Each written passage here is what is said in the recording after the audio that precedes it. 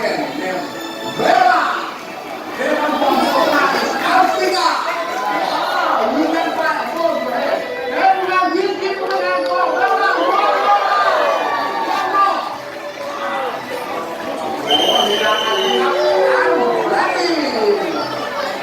น้องรักอีกหนึ่งชีวิตของเราเองน้องการเรียนของเราพูดถึงว่าการเรียนของผู้ตัวเองขอเสียงปรบมือกับเวลาครับลีลาการบินครับเพราะเรียนคุณเลยสามารถบินได้ครับมีทั้งบินได้แล้วก็บินไม่ได้เช่นเดียวกันน้องเวลากลับบ้านเลยครับโอเคไปกับเทรนเนอร์เลยที่ได้กันสักเพลงเอาละครับเรื่องประกันมีครับอินเทอร์เน็ตเล่นเบิร์ดที่โชว์อยู่ and the first one is Gator Sato Gesset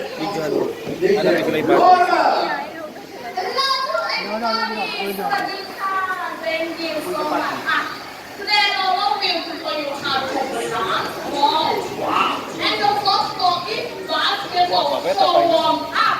Warm up. Now, look. Come on, boy.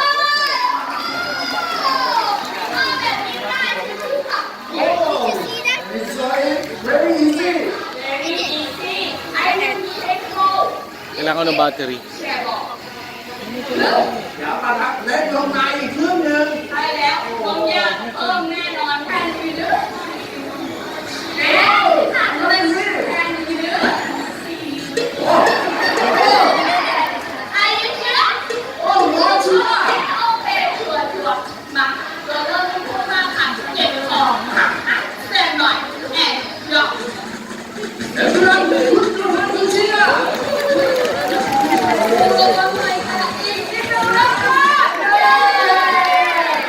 ทีมที่ไม่ได้เข้ารอบขอบคุณมากครับ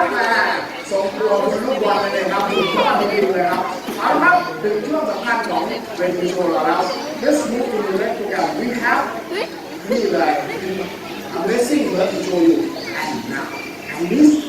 one now volunteer to join our show my bird will fly to you ต้องการผู้ร่วมสนุกหนึ่งท่านครับมีนกของเราบินไปหาครับโชว์แฮนด์บิลผู้ร่วมสนุกหนึ่งท่านครับอันนี้ one now volunteer to join our show โอเคมาดาม stand up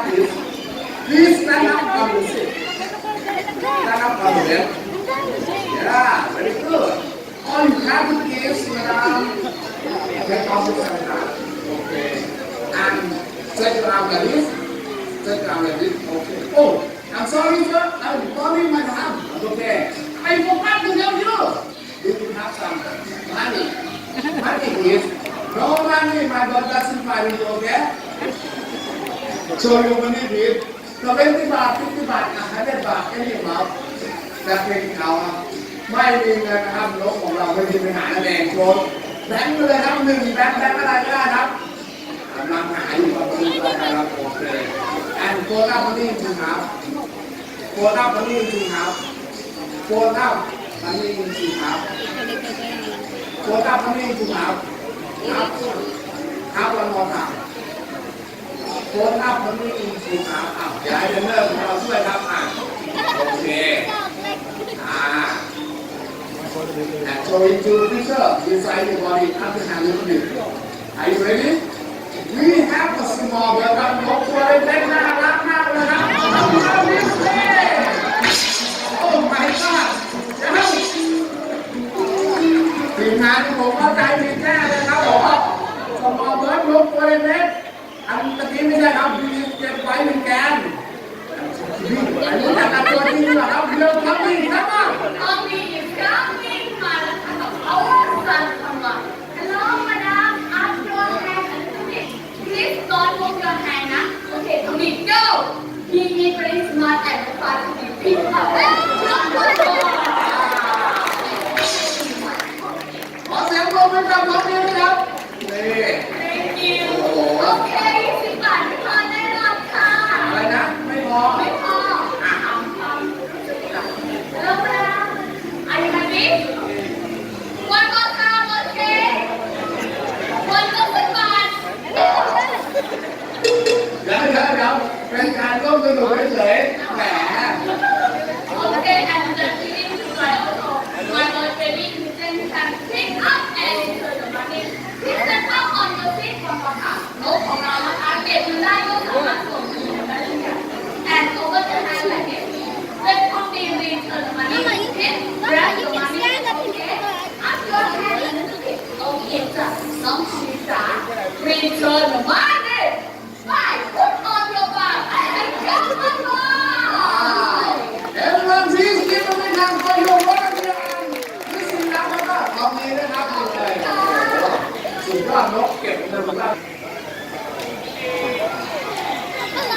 เคไม่ตกก็ให้ก็มาอ่ะไม่ลูกแล้วก็ที่แบบนี้โอเคมาแล้วค่ะนี่เรา say hello to everybody in Thai สวัสดีค่ะ สวัสดีค่ะพึ่งนะครับไม่มีเอาอย่างนี้จะให้ตะกี้ผมได้ทักทายขึ้นหรอครับท่านผู้ชมทุกท่านครับอ่ะตะกี้ดูเซนมาเลยที่เดียวมีบอลนี่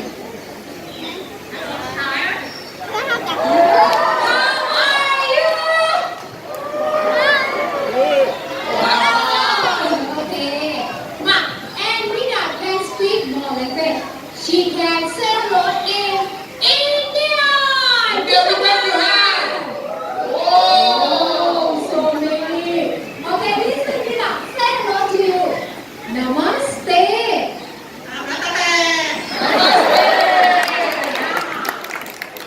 And one more language. She can say hello in Chinese. Chinese. ตามนี้ครับ Oh, yeah, okay. Rita, say hello to you. Ni hao. นี่ ได้อยู่ได้อยู่ ได้อยู่ครับ and ตะกี้ speak Chinese too I wish you good luck in Chinese กรงสี่ฟ้าฉาย Wish you good luck, rich, healthy, and everything good in your life. คนไทยคนดังๆค่ะวันนี้หวยออก บางไหนดูนักเรียนเสียงเดียวกันเอง โอเคเอามาค่ะอีกหนึ่งความสามารถ This bird she can imitate the animal sound ทำเสียงสัตว์ วันนี้จะทำเสียงอะไรครับ เสียงแรกค่ะ Proper sound in the morning เอ๊ะเอ๊ะเอ๊ะ ถูกต้องมา Proper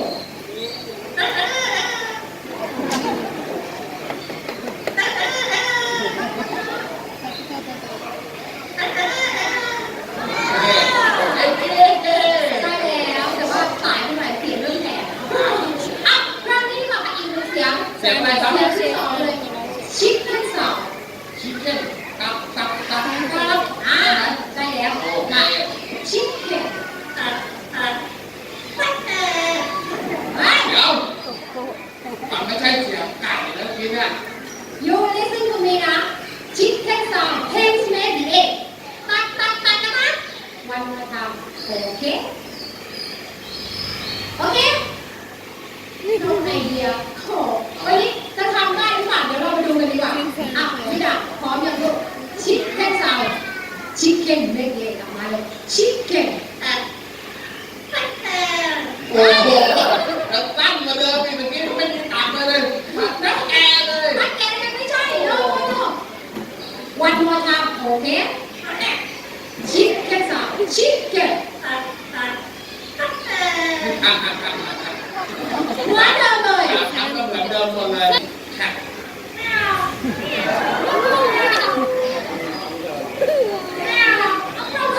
เลี้ยงไปในเสาดอกเสาเห็นจะมีเม็ดดอกเสียงสุนัขนั่นเองแล้วนะครับแต่ว่าเป็นที่น่าเสียดายครับทำอัพฟอร์มดูแล้วแต่งเป็นทุกอย่างซีเรียสเบิร์ดand now ตะกี้พี่ดักพี่เซนบายบาย